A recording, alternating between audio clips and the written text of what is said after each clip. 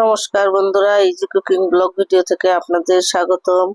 আজকে আমি দেখাবো মূলার শাক ভাজি। চলুন শুরু করা যাক।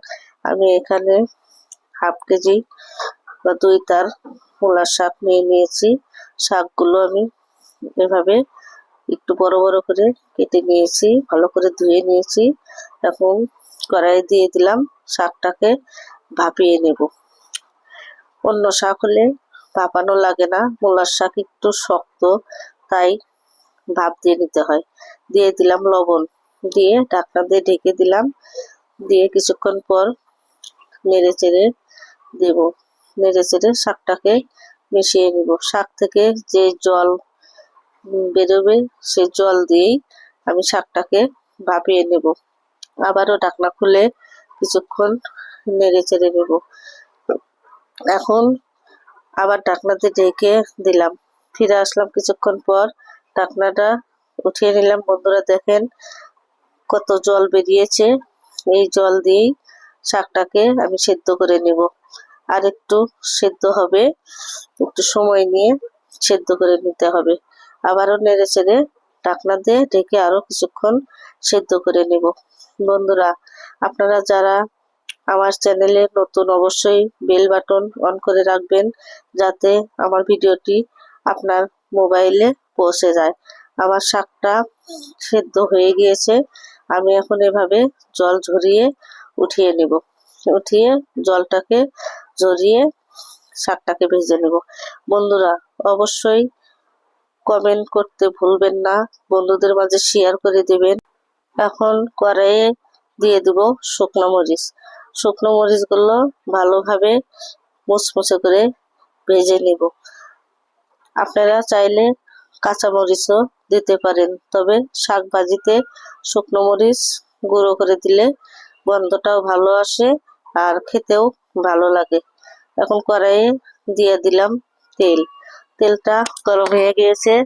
এখন দিয়ে দিব রসুন কুচি, দিয়ে দিব পেঁয়াজ কুচি। রসুন ও পেঁয়াজটাকে ভালোভাবে নেড়ে চেড়ে লাল লাল করে ভেজে নেব।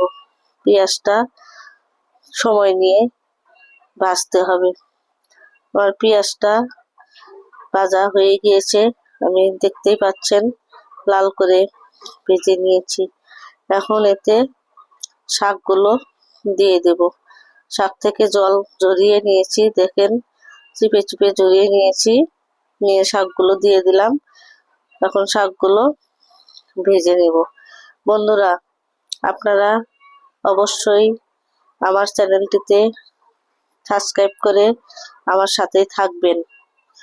এখন শাকে দিয়ে দেব সামান্য লবণ। লবণ দিয়ে, লবণটা বুঝে শুনে দিতে হবে, কারণ আমি ভাপানোর সময় লবণ দিয়ে দিয়েছি, তাই পরিমাণ মতো লবণ দিয়ে দিবেন। আবারও শাকটাকে ভালোভাবে একটু ভেজে নেব। বন্ধুরা, আমি সন্ধ্যা 6টা থেকে 7টার মধ্যে আপলোড করে থাকি। আপনারা অবশ্যই পুরো ভিডিওটা দেখবেন এবং আমার পাশেই থাকবেন। আপনারা আমাকে সাহায্য করে এগিয়ে নিয়ে যাবেন। এখন ভেজে রাখা মরিচগুলো আমি এভাবে গুঁড়ো করে নিলাম। গুঁড়ো করে শাকে দিয়ে দেব। দিয়ে দিলাম মরিচ, দিয়ে আবারও কিছুক্ষণ নেড়ে চেড়ে ভেজে নেব। বন্ধুরা, শাক ভাজি খেতে কে না ভালোবাসে? সবাই শাক ভাজি খেতে ভালোবাসে। আমি একটু দিয়ে দিলাম সরিষার তেল। শাক ভাজিতে তেল বেশি হলে খেতে একটু ভালো লাগে, এই জন্য তেলটা পরে দিলেও চলে। আমার শাক ভাজি হয়ে গিয়েছে, আমি এখন উঠিয়ে নিলাম। দেখুন বন্ধুরা, অনেক সুন্দর সবুজ কালার হয়েছে। সবুজ শাক দেখলেই মন চায় খেতে, আর একটু ঝাল বেশি হলে আরো ভালো লাগে, মজা হয়। বন্ধুরা, আমার রান্নাটি আপনাদের ভালো লেগে থাকলে লাইক, কমেন্ট, সাবস্ক্রাইব করে দিবেন। বন্ধুদের মাঝে বেশি বেশি শেয়ার করে দিবেন। আর আপনাদের মূল্যবান সময় নষ্ট করে আমার ভিডিওটি দেখার জন্য অনেক অনেক ধন্যবাদ। নিয়ে আসবো নতুন কোনো রেসিপি। ভালো থাকুন, সুস্থ থাকুন।